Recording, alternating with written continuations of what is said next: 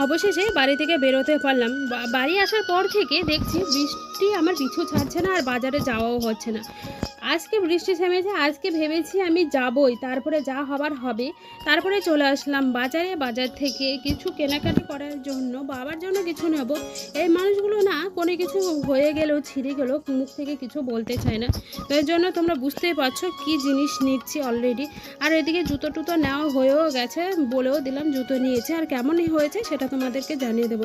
বুনু বলছে চল দিদি, এখানে একটা ভালো জায়গা আছে, নতুন খুলেছে, চল ভালো লাগবে তোর। তারপরে চলে আসলাম পার্কে। এসে দেখি আমার একদম ভালো লাগেনি। আমার ভালো লাগা থেকে আমার মেয়ের ভালো লাগেনি, ওটাই আমার কাছে বড়।